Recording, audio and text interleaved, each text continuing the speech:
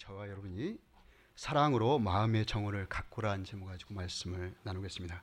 우리 옆 사람과 사랑으로 마음의 정원을 가꿉시다 한번 해보실래요? 한 번 더 해보죠. 당신의 외모와 상관없이 당신을 사랑합니다.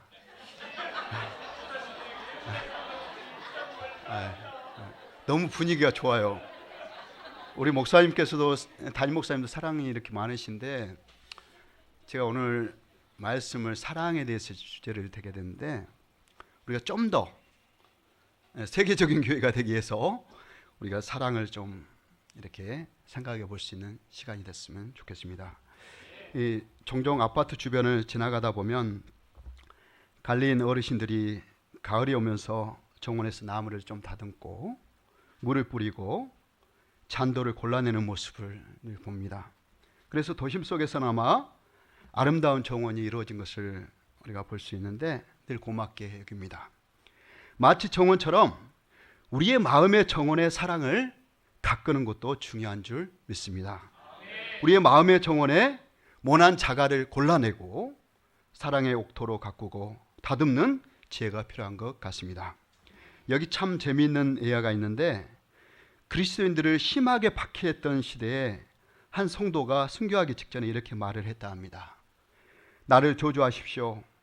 당신이 나를 저주하면 할수록 나는 더욱 당신을 사랑할 것입니다. 나에게 침을 뱉어보십시오. 그러면 나는 당신에게 사랑의 숨결을 품어낼 것입니다.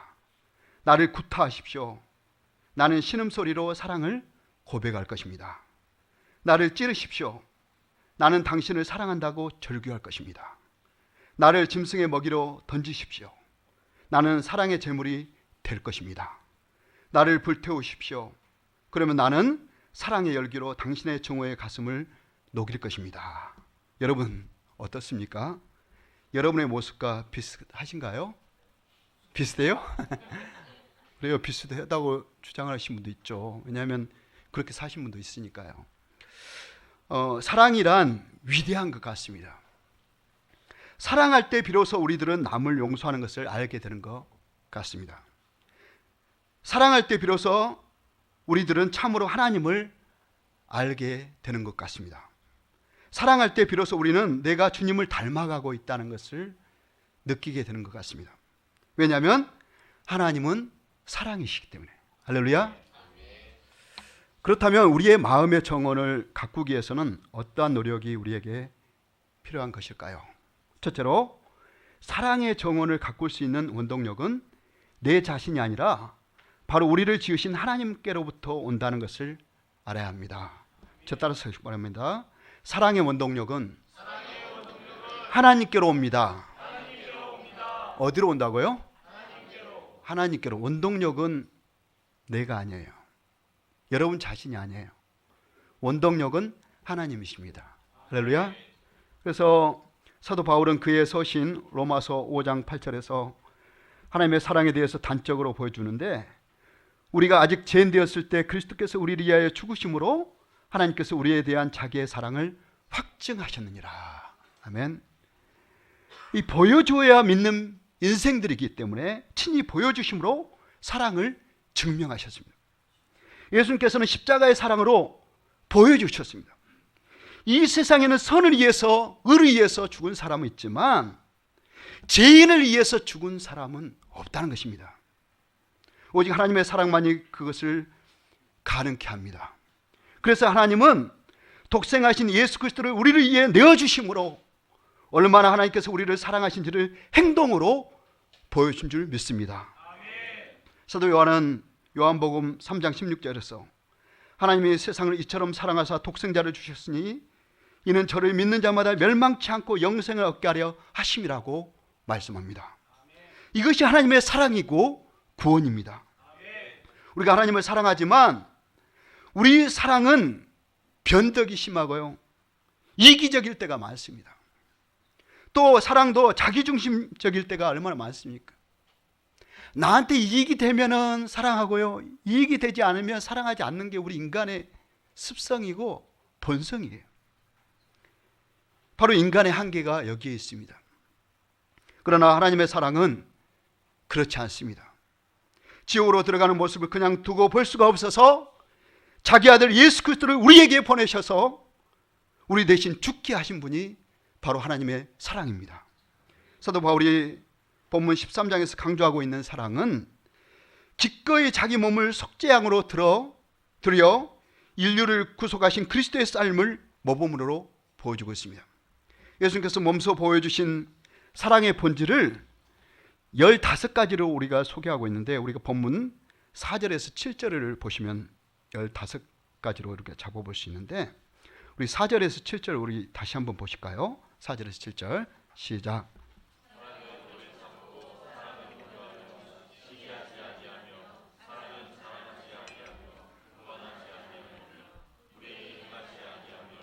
자기의 유익을 구하지 아니하며 성내지 아니하며 악한 것을 생각하지 아니하며 불의를 기뻐하지 아니하며 진리와 함께 기뻐하고 모든 것을 참며 모든 것을 믿으며 모든 것을 바라며 모든 것을 견디느니라. 아멘. 여기 안에 15가지가 있어요. 첫째는 오래 참는 것은, 인간관계에서 빚어지는 어려움을 견디는 것을 말합니다. 이 소극적으로는 자신의 감정으로 이겨낼 수 없는 것을 억제하는 것을 말합니다. 적극적으로는 타인에게 손해를 당했을 때 보복할 힘이 있는데도 자제하는 인내를 말합니다. 둘째로는 온유하면은 선의의 봉사를 하는 것을 말합니다. 셋째는 시기하지 아니하면은 다른 사람이 잘되고 높아지는 것을 질투하거나 자신을 우월하다고 생각하여 다른 사람을 낮추려는 속성을 안 하는 것을 말합니다. 넷째는 자랑하지 아니하면은 타인을 무시하며 자신이 남들보다 뛰어나다는 착각 속에 사는 것을 안 하는 것입니다. 자신이 얼마나 잘 살고 위대한 사람인지, 자녀들이 얼마나 공부를 잘하는지, 돈을 얼마나 버는지 자랑할 것은 많지만 사랑은 다른 사람을 배려하기에 자랑하지 않는 것입니다. 다섯째는 교만하지 아니하며 자신의 의를 세우려는 어리석음에 빠지지 않는 것을 말합니다. 여섯째는 무례히 행하지 아니하며 누군가에게 잘못된 방식으로 대하는 것을 안 한다는 것입니다. 가까운 사이라도 지킬 것은 지키는 것, 기본적인 예의를 지키는 것이 진정한 사랑이라는 것입니다. 부부간에도 교회에서도 마찬가지로 목회자와 성도 간의 예의, 성도가 성도 간의 예의가 다 있는 것입니다. 일곱째는 자신의 유익을 구하지 아니하며 자신을 기쁘게 하는 일을 하지 않는 것을 말합니다. 여덟째는 성내지 아니하면은 몹시 한하게 만들지 않는 것입니다. 논쟁하기를 좋아하는 사람이 되지 않는 것입니다. 아홉째는 악한 것을 생각하지 아니하면은 조속하고 비열한 행위를 안 함을 말합니다. 열 번째는 불의를 기뻐하지 아니하며 옳지 않는 것을 하지 않는 것을 말합니다. 11번째는 진리와 함께 기뻐하고는 옳은 것을 함께 기뻐한 것을 말합니다. 12번째는 모든 것을 참으면 다른 사람의 잘못을 드러내지 않고 용서하는 의미로 덮어준다는 말입니다. 13번째는 모든 것을 믿으면 모든 사람들의 장점을 보고 최선을 믿으며 하나님의 사랑과 전능하심을 확신하며 모든 것을 주께 맡기는 것을 말합니다. 14번째는 모든 것을 바라면은 환경과 사람을 향해서 소망을 포기하지 아니하면을 말하고, 마지막 15번째는 모든 것을 견디는이라는 어려움을 만났을 때 쓰러지지 않고 인내하며 기다리며 약속과 목적을 잃지 않고 끝까지 완주하는 것을 말합니다. 할렐루야. 아멘. 여러분들 15가지를 한번 실천해 보시는 저와 여러분 되시길 축원합니다. 이 사도가 이토록 사랑에 대해서 고린도 교회 성도들에게 부르짖는 이유가 있습니다. 여러분 생각해 보세요. 고린도전서 13장이 사랑장이라 합니다. 고린도전서 12장에는 어떤 내용이 나오죠? 은사가 나와요. 은사장이 나와요. 13장 그 다음에 14장은 뭐예요? 은사에 대해서 풀어놓은 장이에요. 왜 사도 바울이 중간에 13장을 이렇게 뒀을까? 왜 황금장인 사랑장을 뒀을까? 아무리 천사의 말을 하고 은사가 충만해도 그 안에 사랑이 없으면은 울리는 꽹과리가 같다는 것이죠. 할렐루야. 울리는 꽹과리예요. 여러분들 꽹과리 얼마나 좋을 때는 신나지만요, 꽹과리 계속 때려봐요, 얼마나 시끄럽고 보기 싫은 거예요. 그래서 사도 바울은 이 13장을 핵심에 둔 거예요. 사랑장을.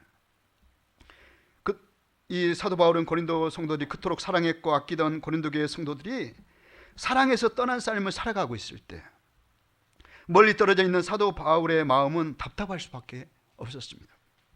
당시 고린도 교회는 교인들이 헬라 사상에 물들어서 영을 최고로 보고 숭상하고 있었습니다. 더군다나 열강주의에 빠져서 얻은 영을 가지고 성령을 받았다고 생각하는 무리들이 많이 있었어요.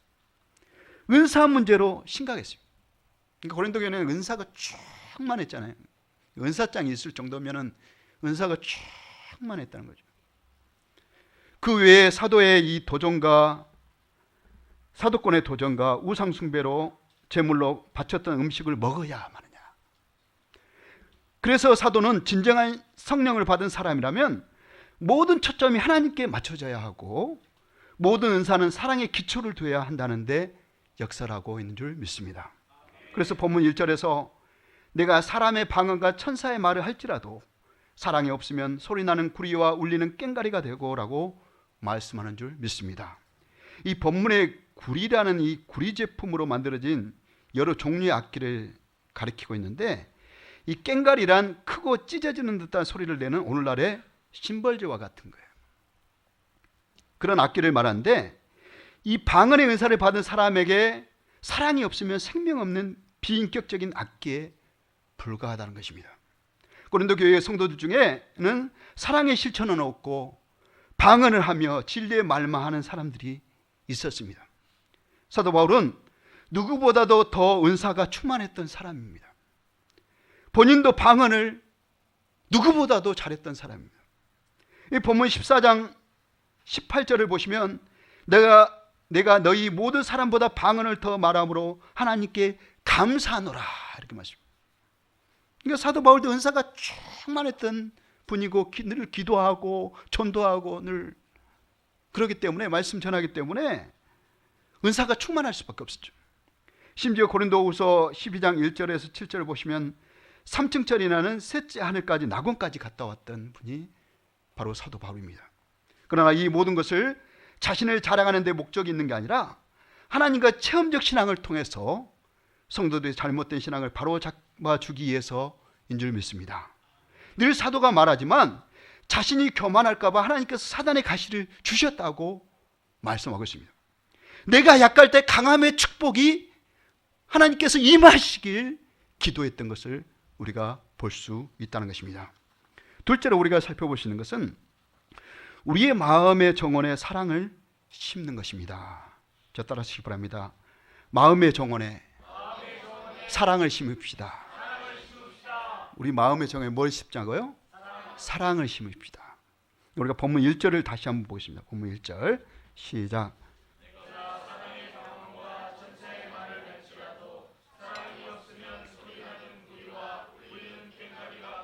아멘. 이 사랑은 어떠한 체험보다 위대합니다.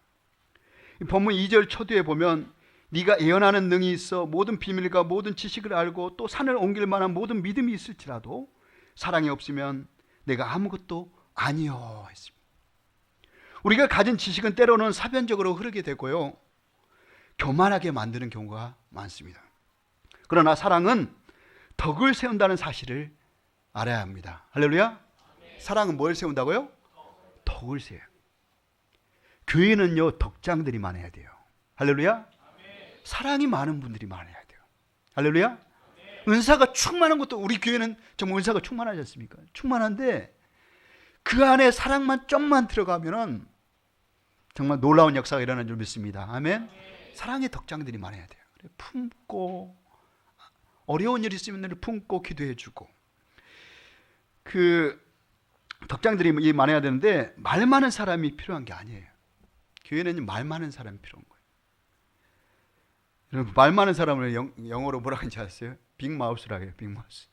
빅마우스가 잘 돌아다니면서 다 말을 이렇게 흐트려 다닌 거예요.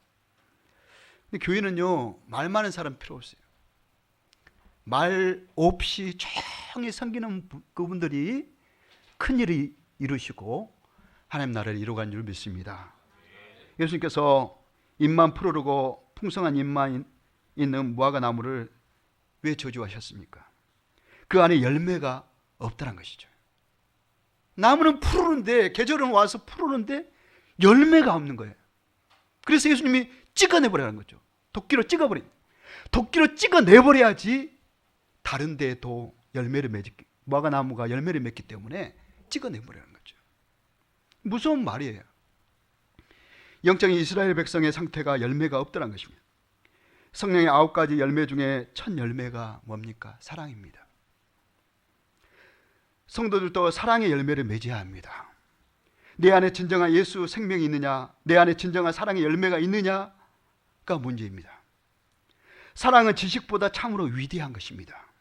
왜냐하면 사람을 살리는 것이기 때문입니다. 예수님께서 우리를 사랑하신 것처럼 우리 이웃에게, 가족에게, 동료에게, 교우에게 사랑을 주어야 합니다. 사랑을 주고 받아야 합니다. 이 본문 끝절인 13절에도 사도 바울은 강조하기를 그런즉 믿음, 소망, 사랑 이 세 가지는 항상 있을 것인데 그 중에 제일은 사랑이라고 해요. 할렐루야. 아멘. 처음부터 끝까지가 사랑이에요. 사도 바울이 이야기한 것은 예수님의 삶도 그랬어요. 사랑이었어요. 사랑하셨기 때문에 우리를 위해서 십자가에서 내어주셨고요, 피 흘려주셨고요, 우리를 구원해 주셨어요. 할렐루야. 아멘. 예수님이 사랑을 먼저 보여주신 거예요. 사도 바울도 그 사랑을 힘입어서 사랑을 외치고 있다는 것입니다. 종교개혁자들은 오직 믿음 하나 가지고 종교개혁을 성공으로 이끌었습니다. 솔라피데, 오직 믿음으로라는 영적 슬로건을 가지고서 말입니다. 그러나 본문 2절 중반에 보시면 또 산을 옮길 만한 모든 믿음이 있을지라도 사랑이 없으면 내가 아무것도 아니다는 것입니다. 아무리 종교개혁자들이 믿음으로 가지고 종교개혁을 이뤘어도 그 안에 사랑이 없으면 아무 의미가 없다는 것이죠. 사랑이 위대하다는 것입니다. 예수님께서는 섬김을 강조하시고 친히 가난한 자들의 필요를 채워주셨습니다. 그리고 백성들을 민망히 여기셨습니다. 그래서 치료를 베풀어 주셨습니다. 그럼에도 불구하고 본문 3절에서 내가 내게 있는 모든 것으로 구제하고 또 내 몸을 불사르게 내줄지라도 사랑이 없으면 내게 아무 유익이 없다는 것입니다. 남을 궁일이 여겨서 봉사하는 것 참으로 좋고 위대합니다. 그러나 사랑보다 뛰어날 수는 없습니다. 비록 예수님께서 섬기고 봉사하셨지만 그 바탕에는 사랑이 깔려 있다는 것을 아셔야 합니다. 할렐루야. 그러니까 예수님은요, 모든 사역을 전도를 하든 궁일 사역을 베풀든 구제하든 그 안에는 사랑이 있었던 거죠. 할렐루야. 아멘. 그렇기 때문에 하나님의 놀라우신 은혜를, 하나님 나라를 선포하고 이루실 수 있었던 것을 우리가 볼 수 있습니다. 따라서 사랑 없는 봉사 헛것입니다. 사랑 없는 섬김 헛것입니다. 사랑 없는 찬양 말할 것도 없습니다. 사랑 없는 설교 허공의 메아리입니다.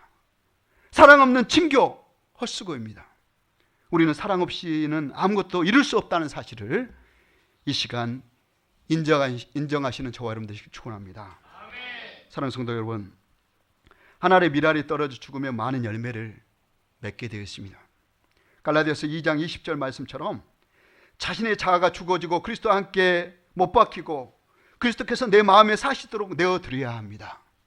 서두에 언급한 이 한 그리스도인의 박해의 예화처럼 핍박이 와도 남이 저주해도 용서하고 간용하는 마음, 포용하는 사랑의 마음을 가져야 합니다. 빌립보서 2장 1절 이하의 말씀처럼 너희 안에 이 마음을 품으라, 곧 그리스도의 마음이라고 말씀합니다. 내 마음의 정원에 예수님의 마음을 심고 가꾸어 봅시다. 또 사랑을 나누어 봅시다. 그래서 우리 주님께서 누가 겉옷을 달라거든 속옷까지 내주라 하셨습니다. 왼뺨을 치거든 오른뺨을 대주라는 것입니다. 원수를 7번 아니 70번이라도 용서해 주라는 것입니다. 사랑하는 성도 여러분, 사랑할 때 역사가 일어납니다. 할렐루야. 우리 교회 공동체의 변화의 시작은 내 작은 사랑의 실천에 달려 있습니다. 내가 작은 실천에 사랑을 했더니 놀라운 변화가 일어난 줄 믿습니다. 이 하나님 나라도 작은 겨자씨가 하나님 나라를 이뤘던 것처럼 작은 내 사랑이 큰 강물을 이루게 된 줄 믿습니다. 저와 여러분이 배려하고 아껴주고 격려해주고 아낌없이 주는 나무가 되어 세계에서 가장 아름다운 사랑의 예수 공동체를 이루어 주시길 주의 이름으로 축원합니다. 네, 한번 기도하겠습니다. 우리 한번 다 같이 우리 기도하겠습니다. 기도하면서 정말 내 마음속에 사랑의